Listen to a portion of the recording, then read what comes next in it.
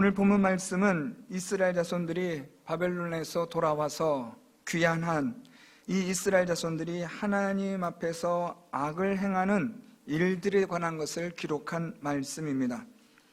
오늘 말씀을 통해서 우리가 살펴볼 것은 하나님의 말씀으로 떠는 자라는 그런 본문 제목처럼 이러한 하나님 앞에서 가증한 일을 행한, 죄를 범한, 악을 행한 일에 있어서 오늘 에스라는 오늘 말씀처럼 탄식하고 또 하나님의 말씀으로 떠는 자들이 함께 하였다라는 것이 오늘 본문에서 우리가 중요하게 다룰 주제입니다.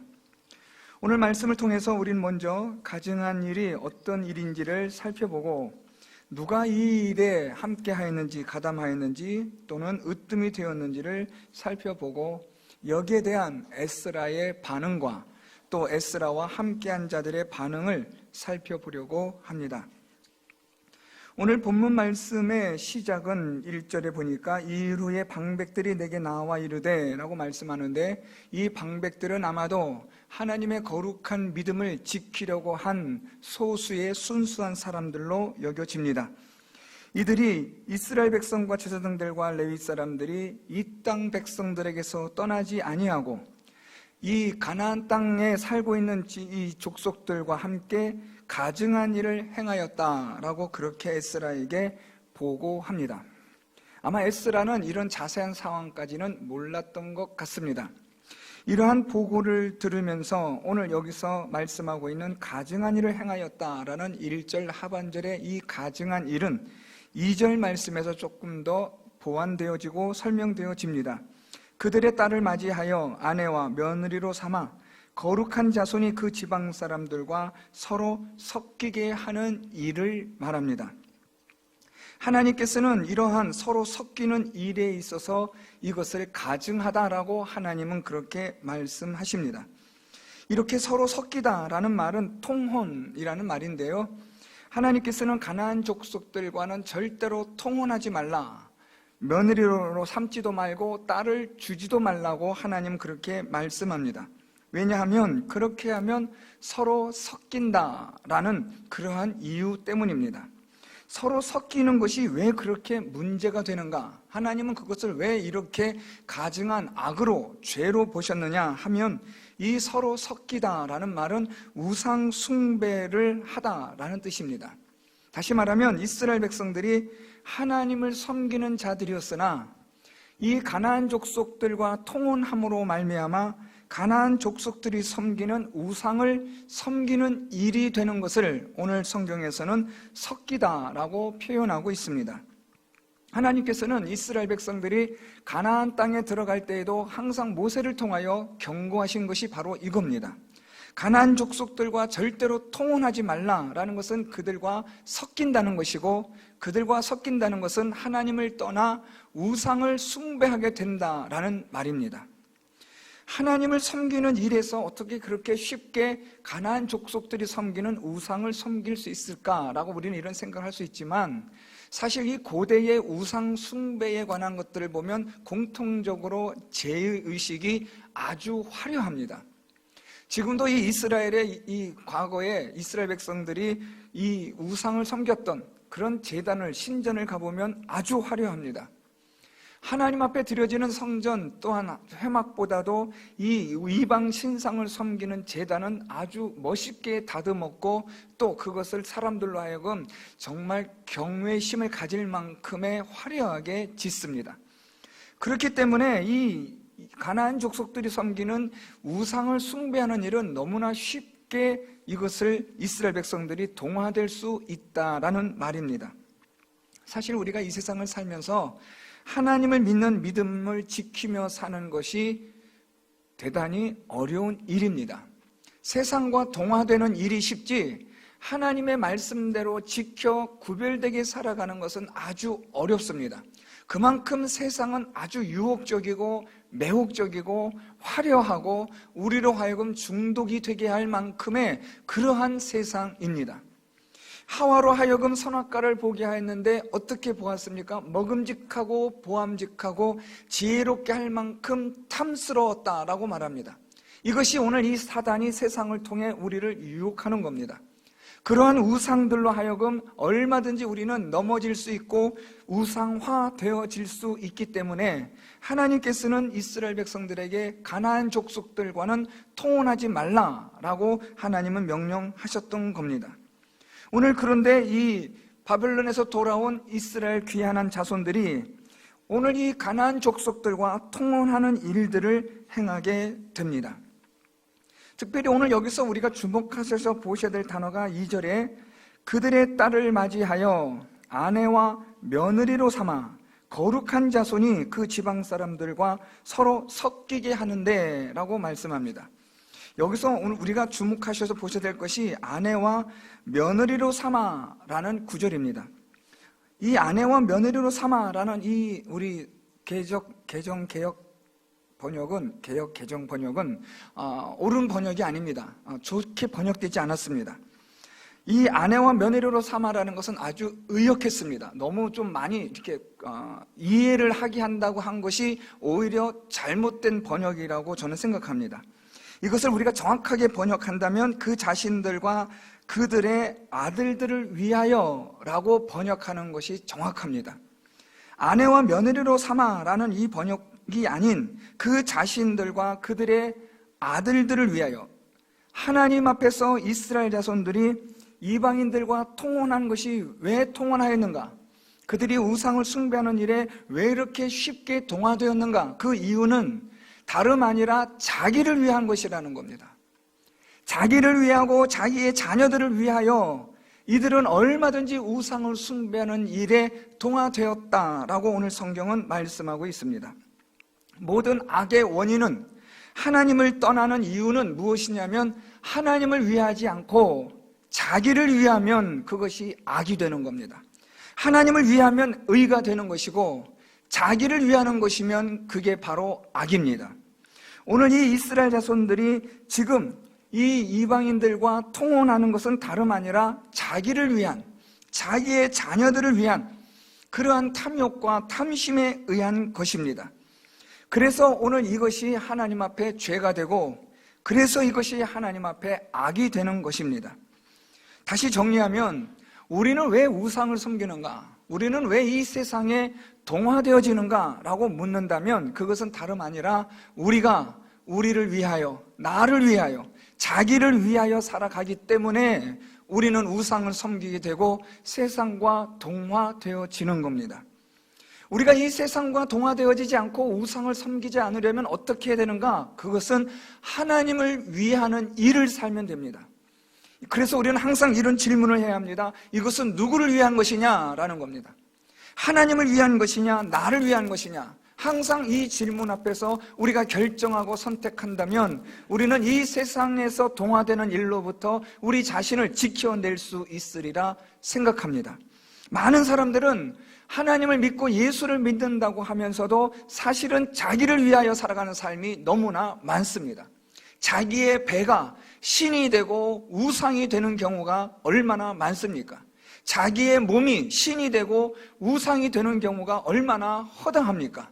이것이 누구를 위한 것이냐라고 묻는다면 이것이 우상인지 또는 우상이 아닌지를 우리는 쉽게 구별할 수 있는 것입니다. 오늘 이 이스라엘 자손들이 이방인과 통혼하는 일에 이들이 이렇게 한 것은 자기를 위한 일이기 때문에 그렇게 되어버린 겁니다. 좀 더 심각한 것은 2절 하반절인데요. 방백들과 고관들이 이 죄에 더욱 으뜸이 되었다 하는지라 라고 말씀하고 있습니다. 여기서 이 으뜸이 되다라는 이 히브리어는 앞장서다라는 말입니다. 이 방백들과 고관들, 오늘날로 말하면 지도자들입니다. 이 지도자들이 자기를 위하여 살아가는 일에 앞장섰다라는 말입니다. 원래 이 지도자들은 어떤 일에 앞장을 서야 되냐면 하나님을 위하는 일에 앞장서야만 하는 자들이었습니다. 하나님을 위하여 앞장서는 자들이 되도록 하나님께서는 이들을 은혜를 주시고 복을 주시고 또한 이들에게 중요한 직분을 주신 겁니다. 그런데 그것으로 이들은 하나님을 위하는 것이 아니라 자기를 위하는 삶을 살아가게 되고 자기의 욕심을 위하는 삶을 살아가게 됨으로써 우상을 섬기는 일에 앞장서게 되었다라는 말입니다. 자기를 위한 일, 자기 욕심을 위한 일에 앞장서는 자가 되면 그 리더로 인하여, 지도자로 인하여 공동체는 붕괴되어지기 쉽습니다. 교회도 마찬가지입니다. 우리가 교회에서 섬기는 일에 있어서 앞장선 자들이 누구를 위하느냐 하는 것은 아주 중요합니다. 목사나 장로나 권사나 집사나 누구를 위하여 섬기느냐, 일하느냐 하는 것은 항상 중요한 관건이 되어야 합니다. 나는 누구를 위하는가? 하나님을 위하는가? 나를 위하는가라는 질문을 항상 던져야 한다는 말입니다. 앞장선 자들이 하나님을 위한 일이 되면, 앞장선 자들이 하나님을 위하여 헌신한다면 그 교회 공동체는 하나님이 주시는 은혜와 부흥의 역사가 분명히 있게 되는 줄 믿습니다. 그러나 앞장선 자들이 자기를 위하고 자기 욕심을 위한다면 그 공동체는 무너지게 되어져 있습니다. 오늘 이렇게 앞장선 자들이 누구를 위하느냐 하는 것이 아주 중요한 문제가 되고 있다는 것을 오늘 성경은 우리에게 말씀해 줍니다. 이제 우리가 또 하나 다뤄야 될 중요한 주제는 이러한 일들을 통해서 에스라가 어떻게 반응하고 행동하는가라는 겁니다. 3절 말씀, 내가 이 일을 듣고 속옷과 겉옷을 찢고 머리털과 수염을 뜯으며 기가 막혀 앉으니 라고 말합니다.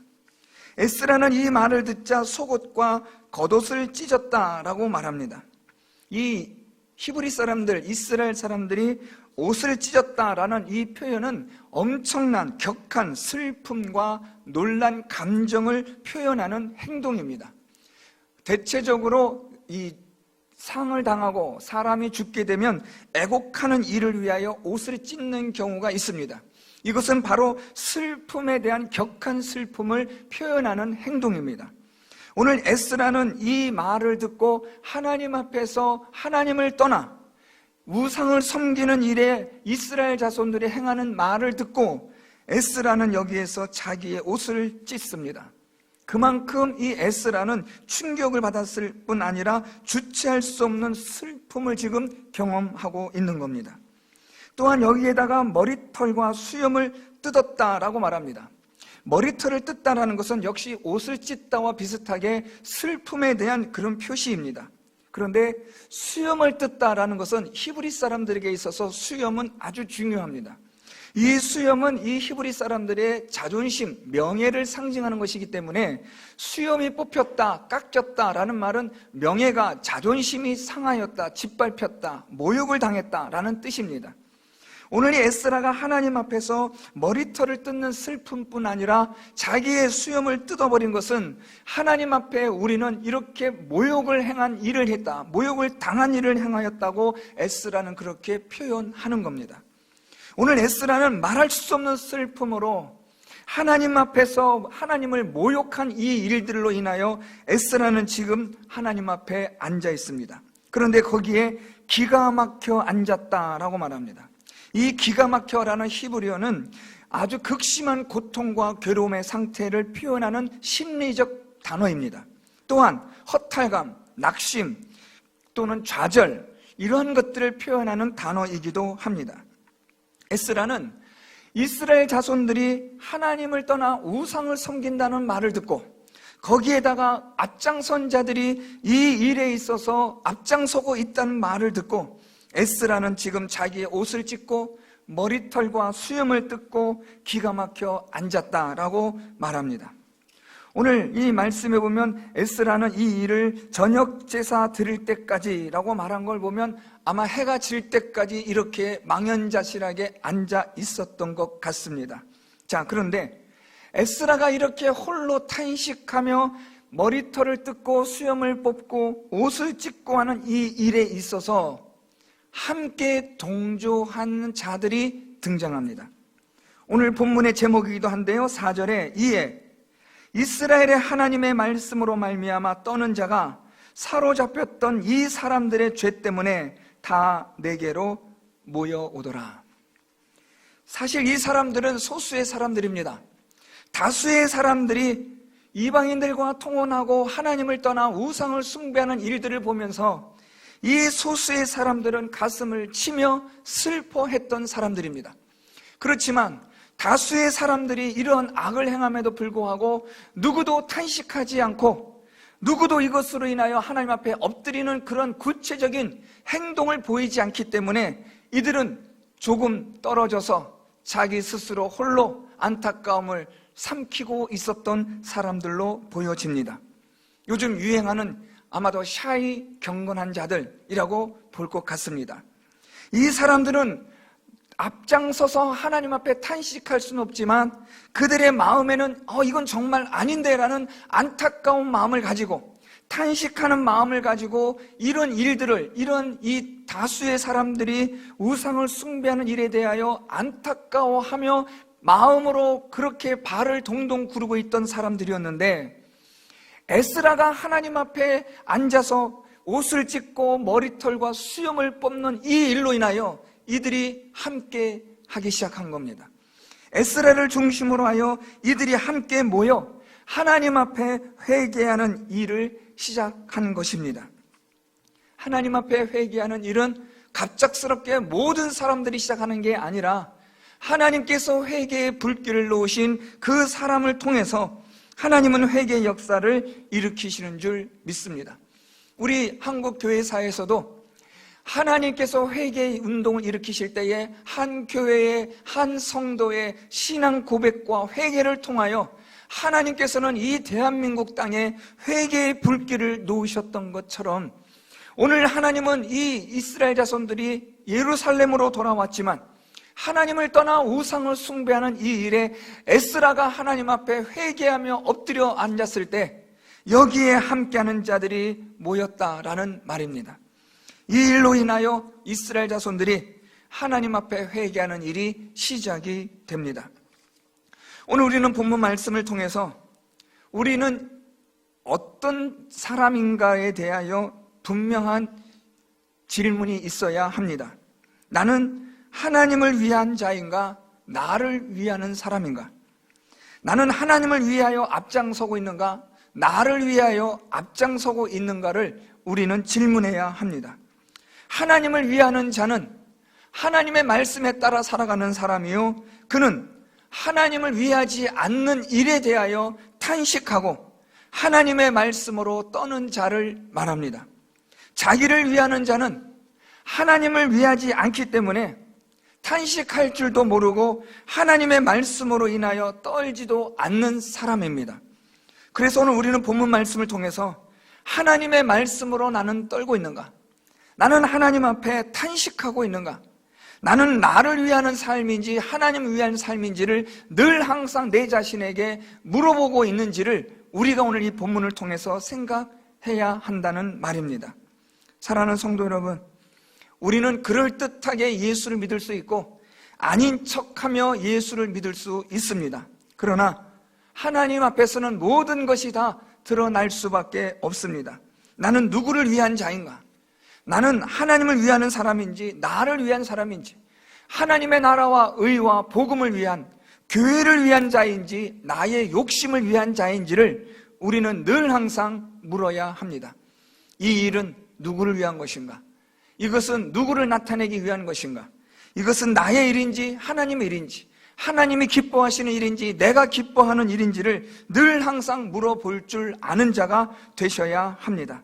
그리고 하나님의 일이 아닌 나를 위한 일이 되었을 때에 하나님 앞에 탄식할 줄 알고 하나님의 말씀으로 떠는 자들이 되어야 합니다.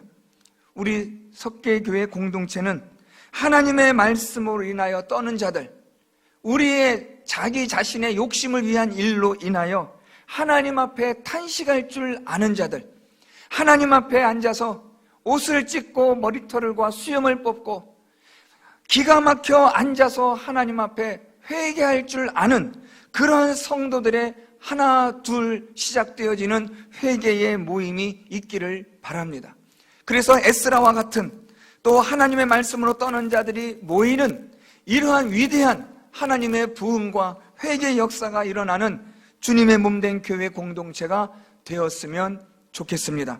오늘 우리 모든 성도 여러분들, 이번 한 주간을 살아가시면서 또 앞으로 우리의 남은 생애를 살아가시면서 하나님을 위하는 것인지 나를 위하는 것인지를 늘 항상 점검하시고 살펴보셔서 하나님을 위하여 앞장서시고 하나님을 위하여 힘쓰시고 오직 하나님을 위하여 수고하며 애쓰는 우리 모든 성도 여러분들이 될 수 있기를 바랍니다. 만에 하나 나를 위한 삶을 살았다면 하나님 앞에 탄식할 줄 알며 하나님의 말씀으로 떠는 그런 거룩한 심령을 가진 성도 여러분들이 될 수 있기를 예수 그리스도의 이름으로 축원드립니다.